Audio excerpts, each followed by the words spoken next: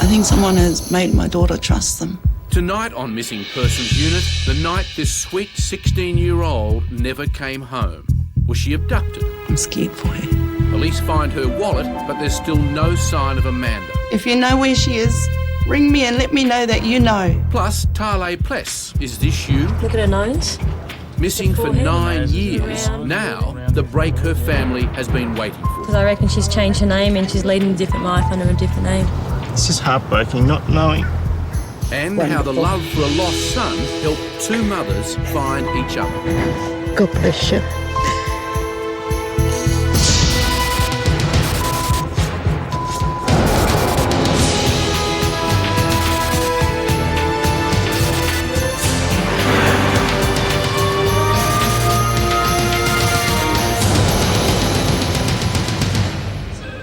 Gee, it's a full house. 15 files. Another frantic day at the Missing Persons Unit, with today's workload a mix of old and new cases. Diana, I believe... Constable Diana Kazi is following up reported sightings of Talei Pless, a young woman last seen in 1996. All right, Sergeant SAMWAYS, you got an update on the Mr. ROACH case? Sergeant Mark SAMWAYS and the ongoing search for Bill Roach, missing for 12 years. It's a case of one step forward and two steps back. It's an amazing story. And Senior Constable Gary Bailey is in charge of one of the more disturbing new cases that came in overnight, involving the possible abduction of a 16-year-old girl. Found and they found a wallet at Campbelltown. Okay, leave you to it. Missing teenager Amanda Pillay left home 24 hours ago and hasn't been seen since. Yeah, it's Gary Bailey from the Missing Persons Unit. How you going? He's not home. What's that? He's not home. What about the wallet last night? The police apparently they found the wallet? Yes. They've still got it at the police station and they wouldn't let me look at it. So out of character for her. She always rings me. To Constable Bailey, the discovery of Amanda's wallet found in the alley only spells trouble. To find this wallet is very disturbing. Whether she's just lost it or something more sinister, we're not real sure at this stage. At the Missing Persons Unit, Sergeant Mark SAMWAYS makes final preparations in the next phase of his search for long-term missing person, Bill Roach. Last week, Mark tracked down Margaret Weeks, Bill Roach's biological mum, who adopted Bill out when he was a newborn baby. You had a child in 1968? She was devastated to learn the child she gave up 36 years ago may now be dead. The New South Wales Police are taking it very seriously. Today, Mark, Margaret and her son Jason are travelling to Coffs Harbour to meet Bill's adoptive mum, Yvonne, for the first time. A little bit nervous. I always knew that he would go to good people. I really want to meet Yvonne. I'm very excited about that, actually.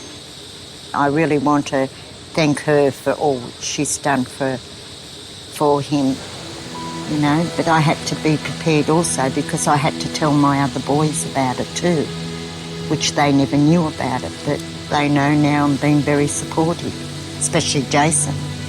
It's a nervous and exciting time for all.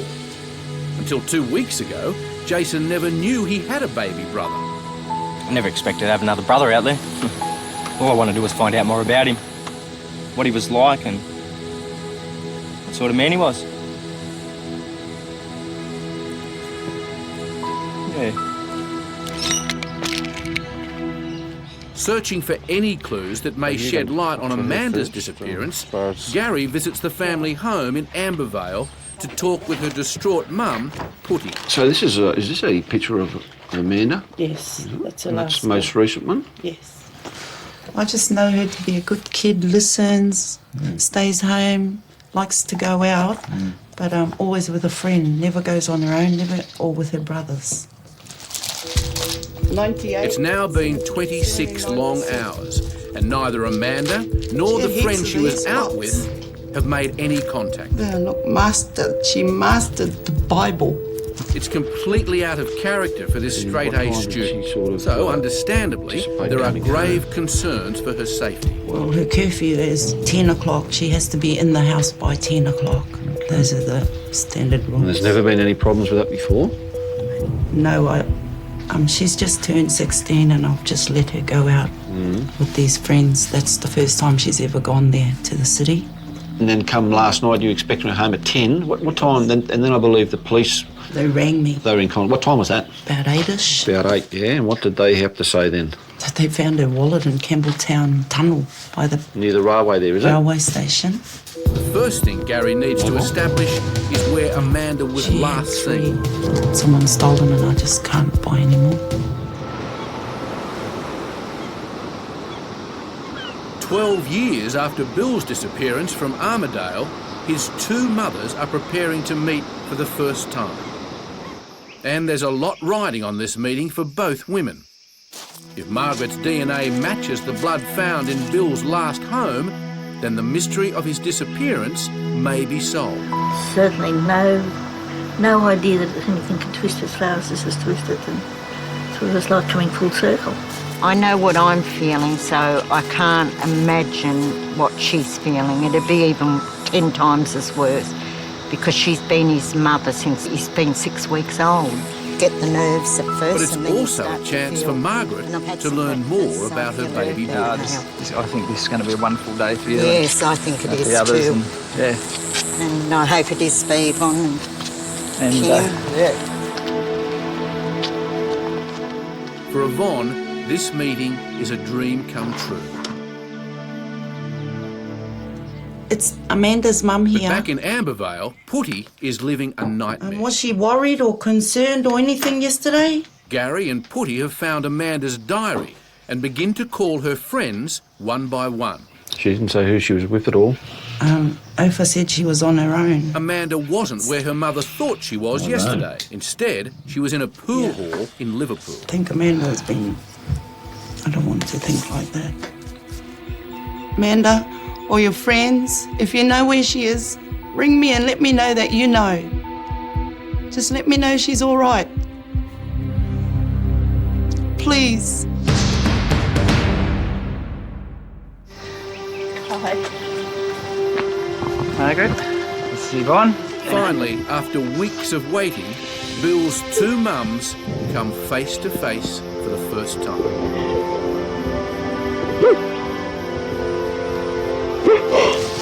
Oh, darling, it's so hard for you.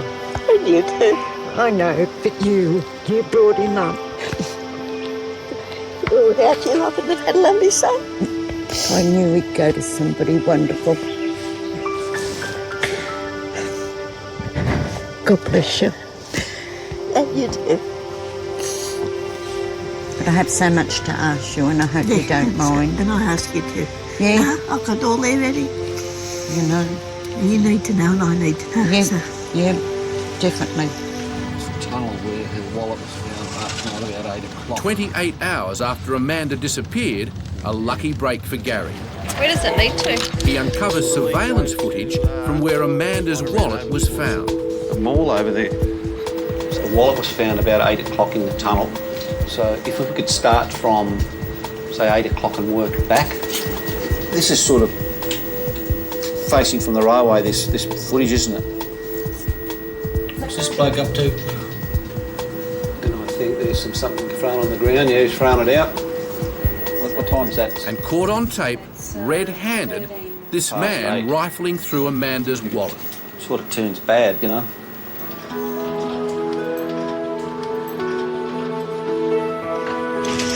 Well, firstly, I'd like to give you this. Just made in a hurry. With the help of Yvonne's priceless photos, Margaret and Jason get to see what Bill looks like at last. He was beautiful, wasn't he? I did see him, Yvonne. Did you? Yes, I did. I wasn't going without seeing him. No. You know, I didn't want to let him go. No. For Mark Samways, there's still much to do. His next step is to take the DNA sample found in Bill's cottage to the US for testing and see if it's a match with Margaret's. But for today, there are no policing duties, no more bad news to deliver. The reason that we're here today is because basically we've broken bad news to both these ladies. But I don't know where the investigation will head, where this case will, where it'll go down the track. But one good thing is that these two ladies, the natural mum and the adopted mum, have finally met. And if nothing else comes from it, it's very rewarding. His second bath was in a wash basin at the motel in Muswellbrook. With his father sitting on the toilet seat in a towel and me with this slippy little, not knowing how to... Have you seen this girl around at all? There's still been no word from Amanda. So the missing persons unit is now focusing on the pool hall where she was last seen. As soon as I found out she had no wallet, I started crying. I was a wreck. Do you know that girl? No? Yeah, I'm asking him, he was here yesterday. Was he? But no wallet. Yes. That was the horror thing when the police rang. You ever seen that girl? I never saw that girl. Huh? I miss her very much. And I'm scared for her. We're all scared for her.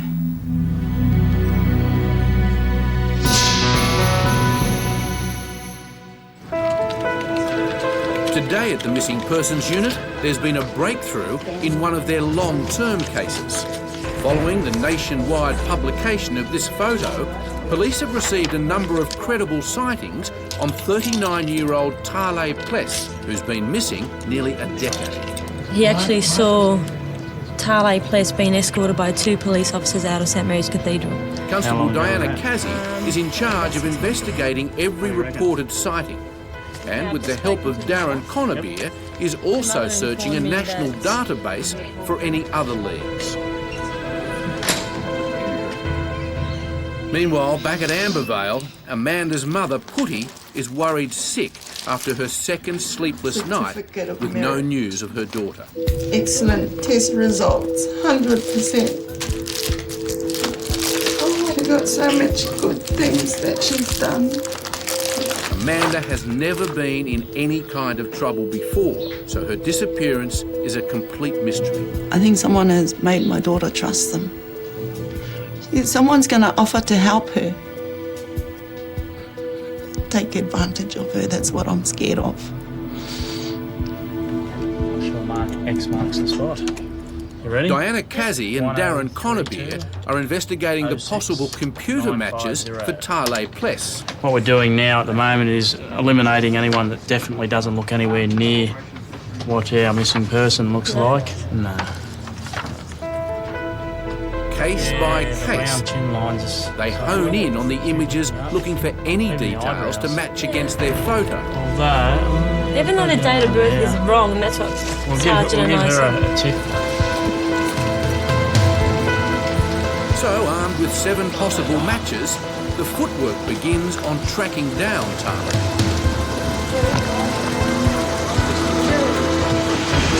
What year did she go missing? 1996. So you got to give and take age. And... Is she a working girl? No, we don't believe so. Only check and see. Some of the strongest reports place Talei in the inner city. Hopefully we'll find Talei. Diana Casey decides to focus the search there. Treading the same path as police, Richard Pless, Talei's brother, continues his own search for his missing sister. Talei was leading an active, normal lifestyle. Very pretty girl, very tall, hazel eyes. I saw Natalie and Bruglia on TV the other day and they looked almost identical. That's what Talei looks like. She's an attractive girl. See that lady over there? Looks just like Talei. Very similar. The gait is very similar, the hair is very similar. We just want to know that she's safe, she's sound. Every time I come up and visit Mum, we always talk about Talei, and you can just see that she's going to start crying again. Because you don't lose a child and laugh and smile all the time. You just can't.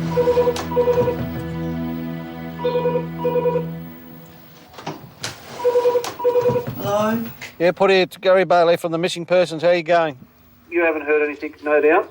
No. We've had a bit of a look around, but still no luck there either. We've had a bit of a look around. We went to the railways. We had a look at the CT footage there. Shows on the film that a bloke walks in the tunnel, goes through the wallet, throws all the papers on the ground, and obviously takes something out of it. You can't see what it is. Probably money, I suppose. And away he goes. You can give me a ring and give me a ring on that mobile if you want to. Okay. All right then. Thank I'll talk you. to you later on. Bye. Bye-bye.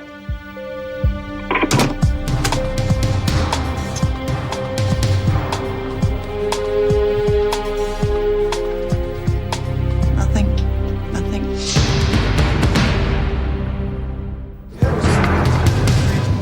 It's late Friday afternoon, and Amanda has been missing now for 3 days. Then, out of the blue, Gary Bailey receives a call from Amanda's mum. Amanda has just returned home, but with some horrific news. And the kid's only 15. She got raped. What's that again? Come again? She got raped. Who was that? Her friend. Did they go to the police? No, the girl was frightened, didn't know what to do. We'll have a chat to you and see if we can get some details. We can't leave her there like that. Thank you, Putty. Thank you. Bye-bye. Bye. Meanwhile, in a small seaside chapel in Coffs Harbour, Yvonne and Margaret light memorial candles for Bill. Thanks, Yvonne. With these candles, I'd like to unite the two families and maybe treat these as a remembrance of our Bill. And I'd like to thank you, Margaret, for enabling me to have 25 wonderful years with such a wonderful boy that I could never have done without your help. With that, I'd just like to say, Bill, wherever you are, we are always thinking of you. Thank you for taking him into your home as your son. I've never forgotten him. He's always in my heart. And wherever he is, I hope he's all right. We'll do the rest of this together between the two families. Okay. We'll follow it through. Definitely. Whatever way it goes. Yep. And we hope we can get closure. Yep. Soon.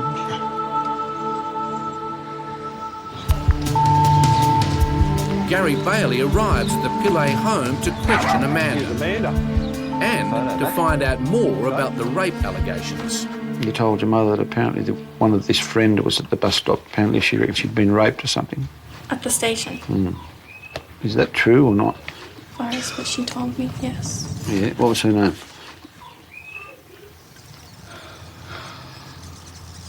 Amanda She in any refuses danger? to give No, any she's details all right. about the friend she says she was consoling for 3 days. Where are we? I'm scared. But for police, the allegations of rape are far too serious to ignore. Bye-bye. It's now a matter that warrants further investigation. I'm going to make some more inquiries today, and if there's anything in the story at all, I will refer it on to the local police and they can come out and investigate it.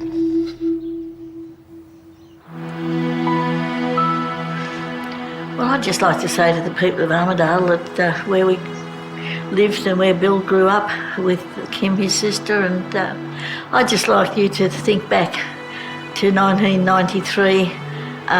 If there's the slightest little bit of information that you may have that may seem unimportant to you, it may be just the part of the jigsaw that we need to find out what Bill's last steps were in Armidale, maybe the clue of his disappearance. And if you could just tell the police, it's 12 years now, and we need closure. Let's just identify that. In the Talei Pless case, the police are eliminating new leads one by one. You don't know where she's gone, though? It all depends what story you heard. Yeah. She just up and left. Okay, all right. Well, what I heard that she went to Victoria. Probably another line of inquiry we can do, obviously run her name in again and see if we can come up with another address. Forehead. The nose is in The the round line. forehead. Round As Diana Casey continues to match the fresh sightings against the thousands of faces in the police database. Across town, in a park Talei used to love, the pressure finally catches up with her brother, Richard. It's just heartbreaking not knowing that Talei's okay, just make a phone call, please. God, I'll pay for your phone call if you want to send it 100 to reverse, whatever, I don't care. Next week, the police close in as the search for Talei Pless intensifies. A new informer, Definitely the girl. a new lead. So skinny enough to wear. 10 years of heartbreak may finally be over. And a case that stuns the missing persons unit as a mother of 4 simply vanishes. 6 days. This is 6 days she's gone missing.